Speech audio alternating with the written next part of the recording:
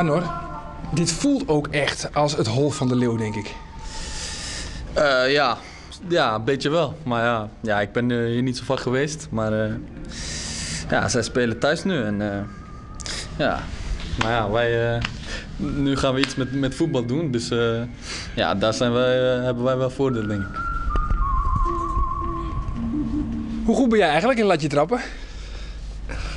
Ik zit er niet op, maar ja, ik vertrouw gewoon op traptechniek en dan moet het wel goed komen, denk ik.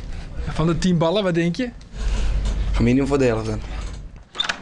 Heren, zijn we zover. We hebben een bosje en het leidt aan de singel.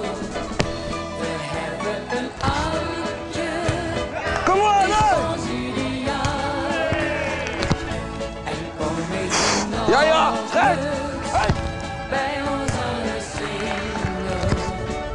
Kom dan in ons bosje, gerust allemaal. Ik ben als eerst begonnen, dus het is altijd afwachten wat hij nu gaat brengen. En ik had gezegd de helft en is er 1 te weinig, denk ik. 4 is te doen. 4 is zeker te doen, ja. Ja, als je ziet de omstandigheden en het publiek. Ja, moet kunnen, moet kunnen.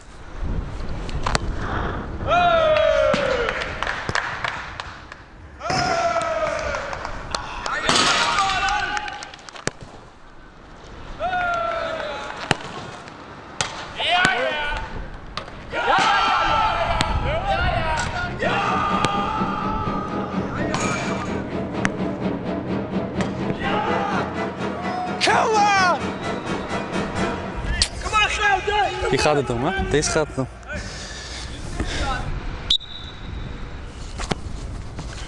Hij doet het! Hij doet het! Hij doet het! Als Heerenveener is het natuurlijk het mooiste wat er is om van Cambuur te winnen. En, ja, en dat ook in het Cambuurstadion. Dus ik ga dik tevreden naar huis. Komt hard aan in kamp Huijmans. Ja, het komt hard aan, ja. Klopt. Punt van deze week gaat naar Sportclub Heerenveen.